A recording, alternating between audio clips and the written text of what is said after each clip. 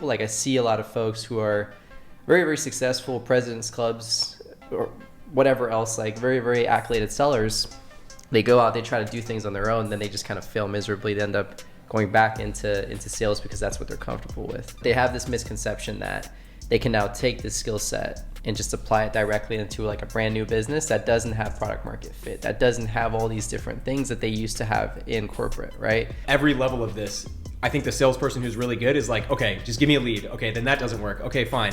I'll just get a little bit more social proof. Well, now you have that and you have still a lot of people interested, but you don't even have a funnel in the first place to guide them through the buying experience. Yeah. Obviously, to be very clear, like I still think tech sales is arguably the best like W-2 job you can have. I've met so many professionals throughout my tech sales career that want to start in a career in tech sales as a way to ultimately become an entrepreneur and start their own business. And I will tell you now, being in the second full year of our platform, higherlevels.com, which this year is going to do multiple six figures in revenue, there are so many things that I had no idea and that I really took for granted because I thought, hey, I'm closing 6-figure and 7-figure software deals. Of course I can be an entrepreneur and start these different things.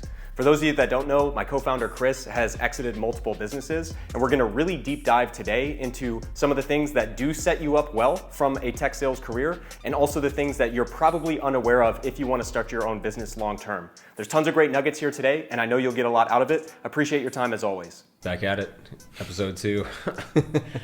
Yeah, I know, obviously for those watching, we're gonna hit multiple 6 figures in revenue this year. We're kind of building in public, and we're very fortunate to be in that position.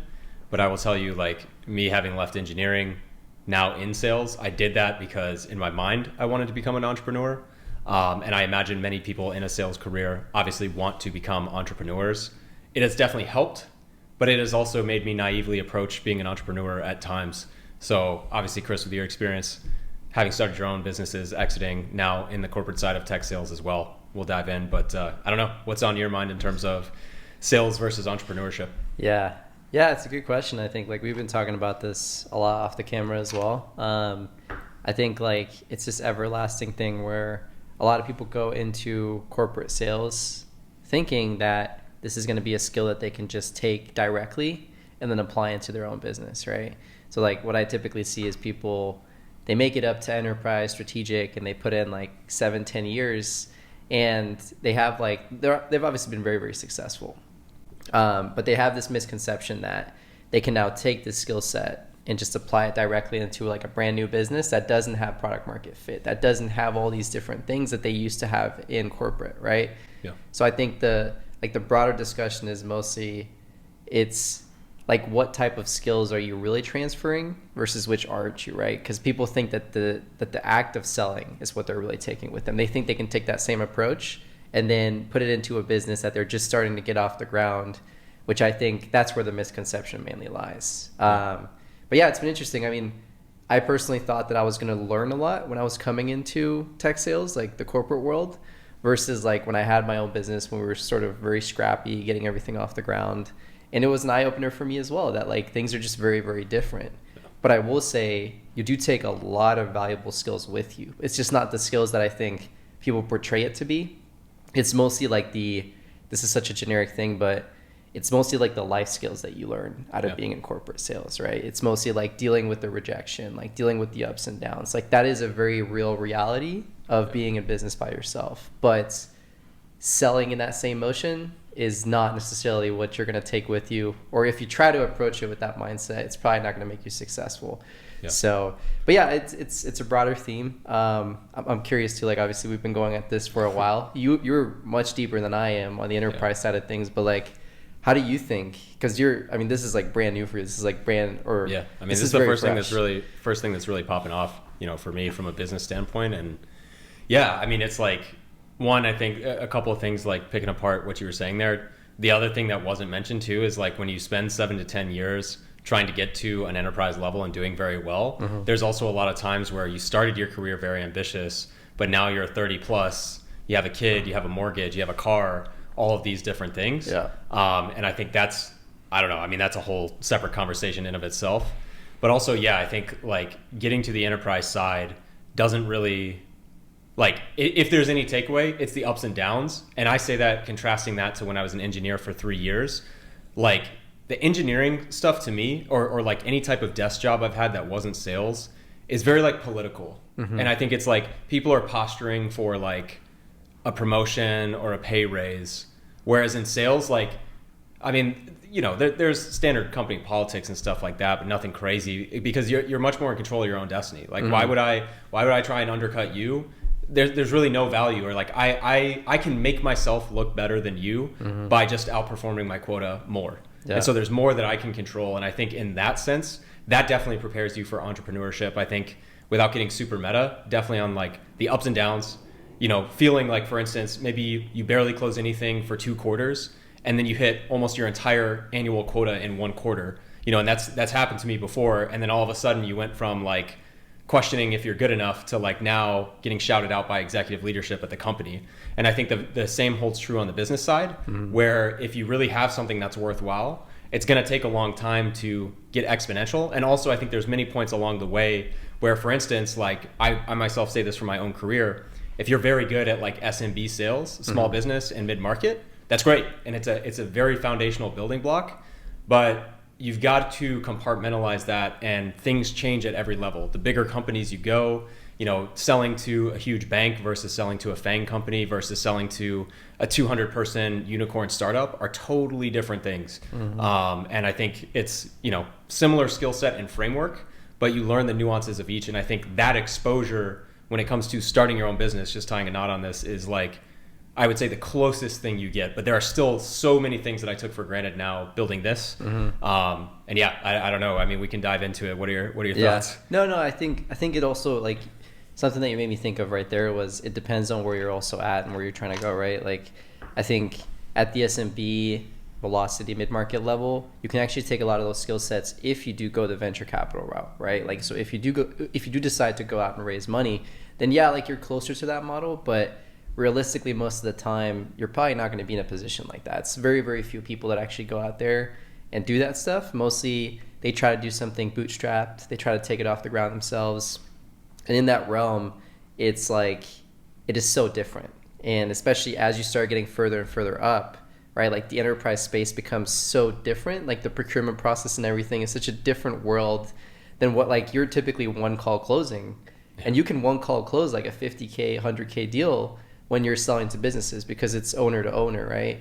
Like, you're not in this entire procurement process where you have to get through like 4 layers of bullshit a lot of the time, right? Like, this is really just, it's very, very different in that sense. So I think it just comes down to like what you're optimizing for, and to understand like where you've been as a seller and now what you're trying to do as an entrepreneur. Yeah. So I think that can be a very tough adjustment for a lot of people. Like, I see a lot of folks who are very, very successful presidents clubs or whatever else, like very, very accoladed sellers.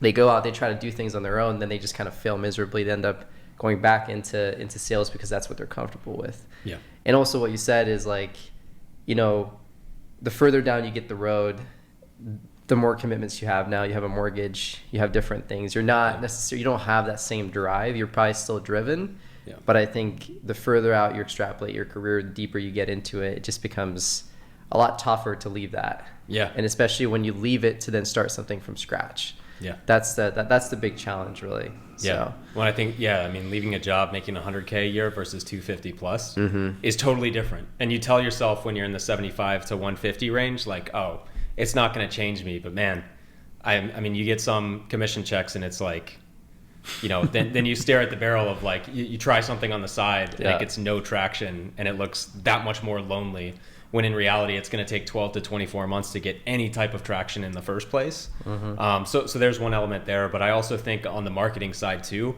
I definitely see people that come from market leaders that don't appreciate, to no fault of their own, but like, let's say you landed at Salesforce out of college, right? And then maybe you change to Google or Oracle or something. Like, all you've ever known is what it's like to have access to one of the largest databases of potential customers in the world that are already aware of your product. And you have never had to attract attention to something completely new ever, right? And now granted, there's some loopholes there. Like, for instance, people that create like a Salesforce partner company or something of that nature, you can kind of get around that. But if you truly think you're going to quit your job and start something from zero and get people excited about it, I think that is where that really woke me up to the fact that once I got a couple of years into tech sales, it's like, that's great. And sure, if I get the right person who's interested and I can catch them at the right time, I can close them. That does not inherently scale. That does not set you up to scale at like enormous, like enterprise value, over $1 million a year type of business. And obviously that's something you have much more experience with, but I don't know, maybe diving into like your focus on marketing. What does the average seller not understand about marketing that, like, you know, they're doing their day-to-day, they're being successful, but they just are completely oblivious to everything that goes into marketing? I'd love for you to speak to that. Yeah, there's a massive disconnect. I think honestly, that was my biggest realization of being in the enterprise space, especially like at the strategic level of like Fortune 500 companies, right?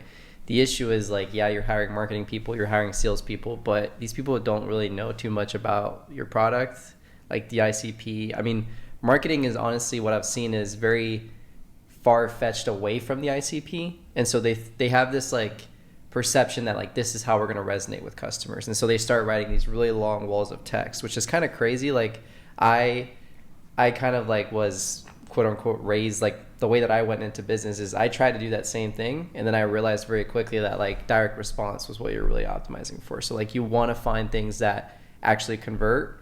We're not in the business of like writing really long paragraphs that are just like super annoying. Like that's what these CTOs, these C-level executives, VPs, they're getting like 200 of these emails every single day, right? So like they're just like, fuck off. Like I don't want to deal with this. Yeah. So yeah, I think like there's a massive disconnect. I think as a seller, you're kind of just expecting the lead flow to be there. I think if you can tap into both, like if you understood how the product works, you can honestly go out there and create your own sequences, right? Like I think there has been a little bit of a push over the past couple of years where we're starting to see sellers get a little bit more autonomy. They're starting to give them access to like outreach, to sales loft, but there's a lack of enablement on how to tie everything in together. Because I think when you're on the front lines, if you do have that product knowledge, if you do have a deep understanding of the ICP, then you're really lethal, right? Yeah. But you kind of have to be like your own soldier a little bit, because obviously like you're not going to go out there and set up like the retargeting campaigns, the ads that people are running, right? Yeah. But I think also like if these sellers had an understanding, like say that the marketing team is doing really well, like say the marketing is honed in, it's dialed in, it's converting really well, they're actually generating highly qualified leads. As a seller, what I would do to get an edge over my fellow sellers is I would understand like what are these, you know, funnels that are attracting these leads. Like if I can understand where they're coming in, what the lens they're coming in through, I can then pick up the conversation from that point and actually understand like, oh, this is why they opted in. This is what they're actually interested in. I can start the conversation a lot more action oriented. I don't have to spend like 10 minutes talking about like, hey, if you could wave a magic wand, what would change in your business? Like nobody wants to hear that shit, right? Yeah. So like if you can come into the conversation saying like, hey, like I saw you did this typically means X. Like curious what you think about that, or like some sort of frame like that where you're coming with some value, right? Yeah. I think if a seller had that mindset a little bit more and was capable of doing that research, having a little bit more marketing aptitude, then they would be able to set themselves apart a lot more. Definitely. I think one of the biggest eye openers for me too, and again, like this business here on YouTube is direct to consumer. So maybe not speaking to business, but there's just different levels of this that I totally took for granted. I think the average salesperson that's really good at their job, that's hit President's Club, et cetera, they think that it's just a matter, even sure, they acknowledge that their marketing isn't perfect, but still give me a qualified lead and I will close them. Mm-hmm. And I think what gets really, really dicey and what you've never been in before is unless you were like the first sales hire at a 20-person startup, you don't have any social proof. Even if you have, like in our case, you know, having this YouTube channel, we've talked about this at length. Mm-hmm. You know, we have basically sold the same product and had success for 2 years. It's only really taken off in the last 6 to 8 months when we went out of our way to really capture social proof, really show other people, not just, hey, we're really good at what we do, that even though that is evident in a lot of the content we're creating and the value we're providing, there are still so many people that were skeptical, wanted to see more testimonials, wanted to see more logos. And I think if anything, just thinking through this out loud is like, this is the progression of, I think, the salesperson that wakes up and is like, oh shit. You know, it's like first, they think it's just like, give me a qualified lead and I'll still sell them. Yeah. Then they finally get in front of someone and they realize like, oh, they're actually not interested. Like, or they're interested, but they're not confident enough to get over the edge, right? So then you have to go back to the drawing board and either get proof or all of these different things. And I think, I don't know, I'm just speaking out loud to like even my own experience of just like every level of this. I think the salesperson who's really good is like, okay, just give me a lead. Okay, then that doesn't work. Okay, fine. I'll just get a little bit more social proof. Well, now you have that and you have still a lot of people interested, but you don't even have a funnel in the first place to guide them through the buying experience or guide them to get the action that you want. So anyway, I don't know. I feel like I'm screaming about a ton of problems now, but this is definitely like the evolution of my own mind. So I think also too, like a really good seller is able to work cross-functionally and provide value across different parts of the business, right? If you're coming in with a product that doesn't have product market fit, as a seller, you're probably one of the most important assets to a business. And I think even like co-founders and head of sales that get hired at that point don't even know that, because like that seller is on the front lines. Like they're actually creating the product market fit as they're going along, and they're realizing the gaps, right? Typically, like I think I read a report, I think it was Gartner, they were talking about like how in the tech space today, when customers actually inbound, they're already like 75% through the buying journey. Yeah. And then that last 25% is obviously procurement. There's a whole lot of steps, but they're actively like in that discovery mode where they're evaluating different competitors, evaluating you, but they already know a ton about your product most of the time. Yeah. Right? And so it's your job as a seller to come in and sort of pinpoint like what is the specific functionality here, like what is the specific use case, where do we tie in, how do we scale, all those different things, right? Yeah. But as a small company that doesn't have those things, you can identify that, you can communicate that to marketing, you can communicate that to product, right? And I think honestly as a seller, if you're doing that at a smaller startup, and I mean I would hope that the head of sales can see that. I mean if I was a head of sales, I saw stuff like that happening, I would put that guy on a fast track, or whoever that is, right? Because that is what you want from somebody who is in that like founding AEC or whatever else. Yep. So I think from a seller's perspective, you have a unique opportunity. But I think unfortunately what happens is people just end up bitching about it, and they're just like, oh my God, I don't have this, so I'm just going to go over and sell it to a bigger company. Yeah. And the reality is like the opportunity very often lies in not having that product market fit, especially if you're in a team with 10, 15 reps, because the reality of things are that most of these people have been used to getting spoon-fed leads, opportunities, and different things. But if you're the first person to figure out these things, if you're the first person to work cross-functionally, if you're the first person to tap into marketing and different aspects of the business, I mean, that's how you really like move up in your career super quick. That's how you provide value to the overarching business. So definitely, that's how I think about it. But you know, I know corporate is often very different to like the further up the chain you get, the less important those things get as well. Yeah. Like once you already have all those marketing material and all that collateral in place, it now typically becomes a whole different motion. I honestly think about it as like almost like a classroom. I would always say to myself, like, I don't understand why we're doing all these things in college because they don't translate to necessarily being an entrepreneur. But now that I'm in corporate sales, I can actually see like how a lot of the times when things are very built out, it does turn into this environment where you're not just selling, but you're also trying to impress your managers. You have to play the political game. There's like a whole different, layer to it all. So very long-winded. No, that's great. And like, obviously, to be very clear, like I still think tech sales is arguably the best like W-2 job you can have, especially right out of school. I wish I had done it right when I graduated. And there's still a lot of takeaways. It's just, kind of speaking to that person that's maybe like, maybe overconfident or thinks that, give me one more year in corporate, now I'm going to branch out and do my own thing.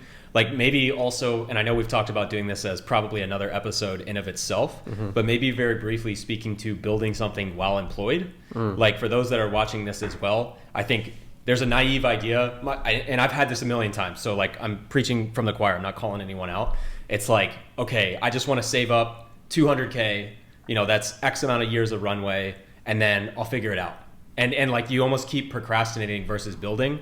And for everyone watching, like this is Sunday, we work every weekend on this effectively, and like still blocking out 40 to 60 to more hours a week for the day job, and then have to work on this on nights and weekends. But honestly, I think for a lot of different reasons, that's the way now. Like you have so many tools at your disposal. You have so many means of distribution that you can test before you go all in. Whereas in the past, I think it was worth going for 6, 12, 18 months and see if you can figure it out. But now I think you can do yourself a service and over a 6 to 12 month timeline, build a foundation and then give yourself a launching point to go full time. That day will come where you go full time, but I think it's actually prolonged now with the accessibility of all the technology. But anyway, before I go on my rant, I'll open it up to you. Like, what do people not understand about that aspect as well? Yeah, I think the biggest thing that people don't understand there is the mindset of which you're operating at. So like, if you quit your job, even if you have $1 million in the bank, like when I sold my first startup,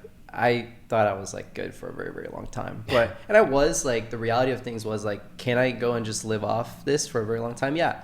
But the mental aspect of it now was, hey, I'm no longer getting these big checks into my account every single month, right? I'm actually just using my money. And so even though like, yes, I had a very long runway, my mindset shifted from one of abundance to scarcity. Yeah. Because like, I wasn't on the same trajectory as I was previously, right? Like I now was like in a race against the clock of like, I need to figure some shit out before all of my cash dries up. Yeah. And so in the same way, like people think they're going to get cozy with 200-300K in the bank, but what they don't understand is like, it's not so much that, it's mostly the trajectory that you're on. You quit that day, you're no longer collecting that paycheck. Yeah. If you have nothing going on in your business, the further along you get, it's like you get to this inflection point. Now you've got 70% left, 60% left, 50% left of your reserves. You still haven't gotten anywhere. Yeah. And now your mindset, you're no longer operating from a point of, I need to create something that's sustainable and going to run over a longer period of time. Mm-hmm. You're probably typically going to dive deeper into like done for you kind of stuff, which doesn't scale. So now all of a sudden you're just doing agency work. You're just like, you're just kind of like, you're doing the exact same thing that you were when you were employed. And the issue with that is whenever you stop putting time into that, you stop making money. Yeah. So that's the biggest misconception that I see for people is like, yes, they think that they're going to save up 300K and then go start from scratch, which is like, doesn't matter. It doesn't matter if you have 1 million, 2 million, 5 million. It doesn't matter how much you have in the bank. Your mindset is going to shift like very, very quickly to one of scarcity. And that's the worst frame that you want to be operating from, because if you're always making decisions from that scarcity mindset, you're not going to be able to create a sustainable business. You're not going to be able to make the right decisions to actually create something that scales, right? Yeah. I think that's been the big thing of what we're doing here. What's helped us a lot is we are fortunate enough to make enough money from our day jobs. We have a very nice nest egg. So we're not operating from a sense of, fuck, we need to make like another 50 grand this month, otherwise we can't pay our bills, or like we have big expenses, medical bills, whatever, right? Yeah. We're actually doing this in the sense that like we're trying to set ourselves up for 12, 18 months down the road, if not way more than that, right? 5, 10 years. Yeah. And I think that mindset is one that people do not think about, one that I didn't think about initially, because I thought I was going to be cozy after selling my first business, which was like the furthest thing from the truth. Yeah. So.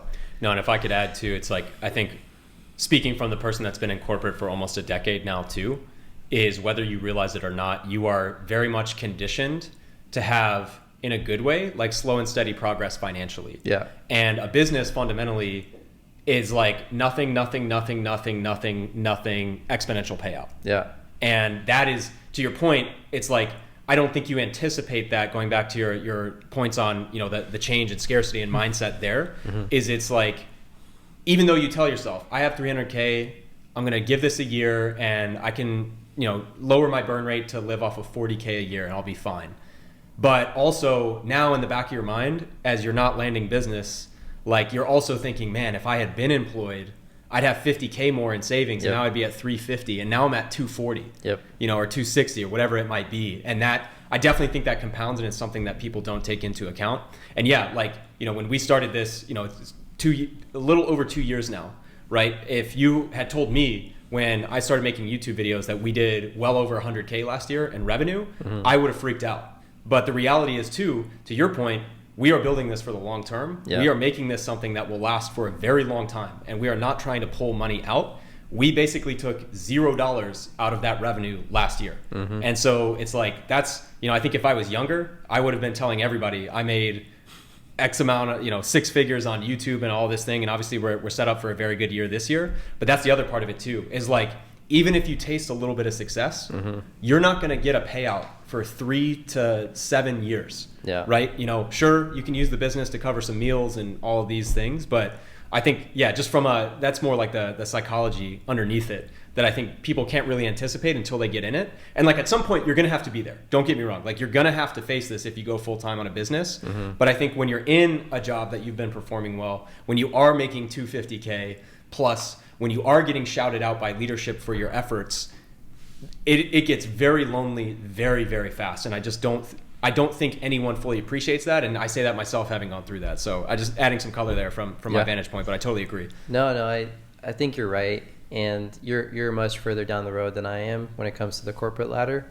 But I think that is one thing that I'm realizing too, is just that like the further down you get as well, you become so ingrained in what you do at work. And yes, you hit this point where you're like coasting now. But I think the issue is it's tough to walk away from that. Yeah. Right? You might walk into sales thinking, I'm going to use this as a springboard to become an entrepreneur. But honestly, the reality is like as a salesperson, especially with how much money is being made in tech sales today, I don't know if that's going to continue over the next 5-10 years. I think it will. Yeah. I think the talented people will only continue making more money. Yep. Because like there's a huge difference, especially like what we're seeing now throughout the downturn. The good sellers and the bad sellers are really, really being weeded out now.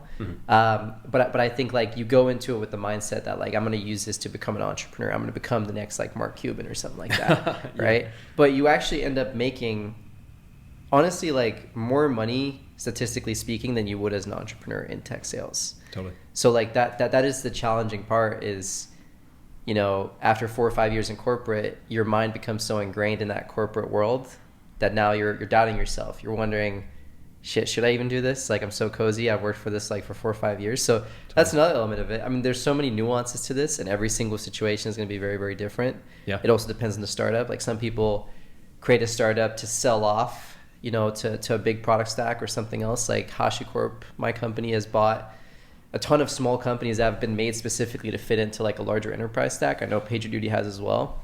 So like it also depends on what type of product that you're building. Everything is situational, but I think, there is a large misconception that sales is going to be this directly applicable skill where like now you can go sell anything, right? Yeah. Like you can literally sell like sand in the desert if you make it to enterprise strategic AE. And honestly, I think if I had to say who the most successful people are who make that leap, it's probably the people that are in tech sales for the least amount of time, get really good traction, understand like how the motions work and all those different things, but then they can take it and translate it into a startup because they're not like too far down the rabbit hole, right? Yeah.